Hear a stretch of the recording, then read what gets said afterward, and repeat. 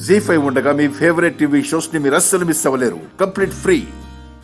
హాస్పిటల్కి వెళ్ళి ముందు నారాయణ శవాన్ని పరీక్షించాలి. ఆ తర్వాత పోస్ట్ మార్టంకి పంపించి రిపోర్ట్ చూడాలి. వెళ్దాం పద. ఆగు సూర్య, ఎక్కడికి? నారాయణ శవాన్ని పరిశీలించి దగ్గరుండి పోస్ట్ మార్టంకి పంపించడానికి హాస్పిటల్కి వెళ్తున్నా వదినా. నారాయణ పోస్ట్ మార్టం సంగతి పోలీసులు చూసుకుంటారు. నువ్వు మీ ఇంటికెళ్ళు.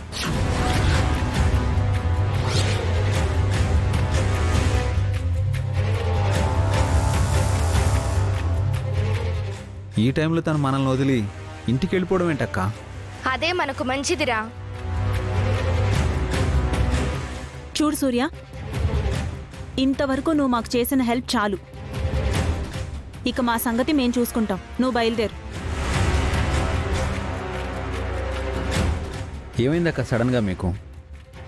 తన్నెందుకు వెళ్ళిపోమంటున్నారు? నిన్నటి వరకు నీ వల్లే మేమిక్కడ ఉండగలిగాం, మా ఇల్లుని మేము దక్కించుకోగలిగాం, నీ వల్లే ప్రాబ్లమ్స్ నుంచి బయటపడ్డామని పొగిడిన మీరు ఇప్పుడు ఇలా మాట్లాడుతున్నారు వదినా. నిన్న తెలియక అలా మాట్లాడాను సూర్య, కానీ ఈ ప్రాబ్లమ్స్ అన్నిటికీ కారణం నువ్వే అని తెలిసి వెళ్ళిపోమంటున్నాం. ప్రాబ్లమ్స్కి కారణం నేనా? అవును, మనకిన్ని ప్రాబ్లమ్స్ రావడానికి కారణం ఆ రంగనాయకి నటకుమారి. వాళ్ళ నుండి సేవ్ చేస్తుంటే ప్రాబ్లం సూర్య వల్ల వచ్చిందని చెప్తున్నారేంటి? నువ్వు అనవసరంగా నాతో వాదించకరా. చూడు సూర్య, ఎందుకో ఆ ఎస్ఐ నీ మీద కక్ష కట్టాడు. ఈ ఇంటి కోసం రంగనాయకి నటకుమారులు ఒక పక్క, నీ మీద కక్షతో ఆ ఎస్ఐ బాబ్జీ ఒక పక్క మమ్మల్ని సాధిస్తున్నారు. ఇవాళ మా నాన్నని కేసులో ఇరికించి జైలుకు పంపించాలని చూస్తున్నారు. నువ్వు మా గురించి ఏమనుకున్నా పర్వాలేదు, కానీ దయచేసి ఇక్కడి నుంచి వెళ్ళిపో సూర్య. అక్క, అసలు ఎందుకు ఇలా మాట్లాడుతున్నారు? మిమ్మల్ని ఎవరైనా బ్లాక్మెయిల్ చేస్తున్నారా?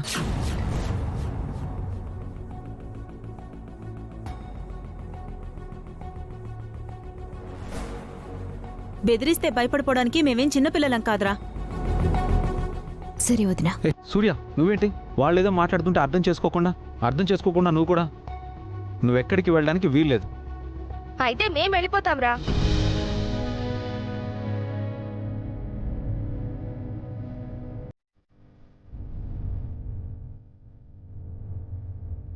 ఒకనాడు నువ్వు మా ఇంటికొస్తే మాకు హెల్ప్ అవుతుంది, మా ప్రాబ్లమ్స్ సాల్వ్ అవుతాయి అన్నారు. ఇవాళ నువ్విక్కడి నుండి వెళ్ళిపోతేనే ప్రాబ్లమ్స్ సాల్వ్ అవుతాయి అంటున్నారు. సూర్య, అది కాదు. దయచేసి మీరేం మాట్లాడకండి. నా కోసం మీ అక్కలు బయటికి వెళ్ళడం కంటే మీ అక్కల కోసం నేను బయటికి వెళ్ళడమే మంచిది.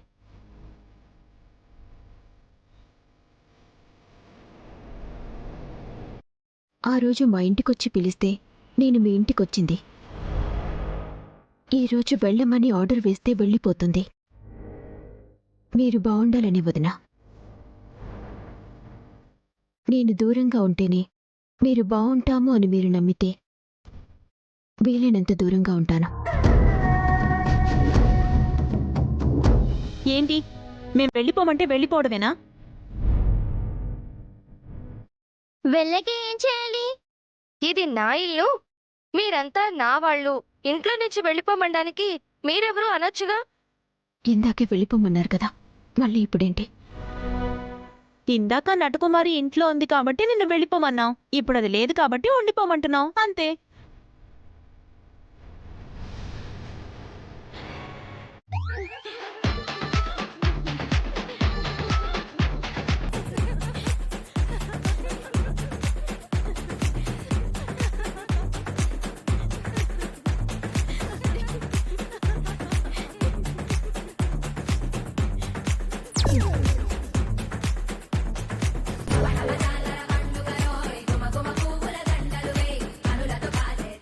సూర్య, నువ్వు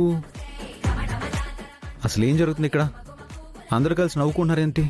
కావాలంటే మాతో పాటు నువ్వు నవ్వరా? నవ్వాలా?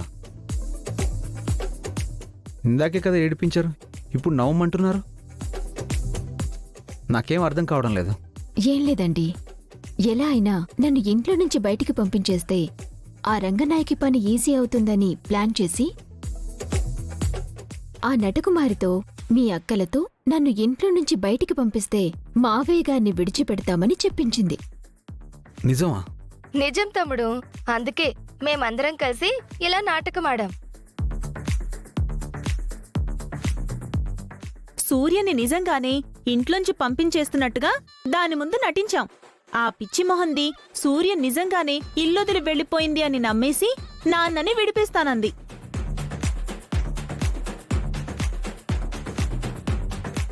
కానీ సూర్య, ఆ నటకుమారి నువ్వు ఇంట్లో నుంచి వెళ్ళిపోయావని నమ్మి నాన్నని విడుదల చేయిస్తాను అంది కదా. కానీ నువ్వు ఇంట్లోనే ఉంటే అదే టాస్క్. నేను ఇంట్లోనే ఉండాలి, కానీ వాళ్ళ కంట పడకుండా ఉండాలి. నేనింట్లో నుంచి వెళ్ళిపోయాను అనుకొని ఆ రంగనాయకి వాళ్ళు మీ మీద అటాక్ చేస్తే? అవును, వాళ్ళలాంటి వాళ్లే. నువ్విక్కడే ఉండాలి సూర్య. వాళ్ళ కంట పడకుండా మనం కాపాడుకోవాలి. ఆ, నాకు తెలిసి నారాయణ గారు ఎలా చనిపోయారో ఈ రంగనాయకి నటకుమారులకి తెలిసే ఉంటుంది. మీరు ఓ కంట నటకుమారిని గమనిస్తూనే ఉండండి. ఈలోపు నేను హాస్పిటల్కి వెళ్ళి నారాయణ చనిపోవటానికి కారణమేంటో తెలుసుకునొస్తాను. సరే సూర్య. తేజని మీతో పాటే ఉండనివ్వండి. అదేంటి? నటకుమారి ముందు పాపతో సహా వెళ్ళిపోయావు కదా, ఇప్పుడు పాప ఇక్కడే ఉంటుందంటే? భవానీ లేదు కదా. సూర్య అద్దె ఇల్లు చూసుకోవడానికి వెళ్ళింది. ఇల్లు దొరికే వరకు పాపని ఇక్కడే ఉంచమని రిక్వెస్ట్ చేసింది అని చెప్పండి. సరే, పద తేజ. వదినా, వస్తాను. జీ5 యాప్ డౌన్లోడ్ చేసి అన్ని ఎపిసోడ్స్ పూర్తి ఉచితంగా చూడండి.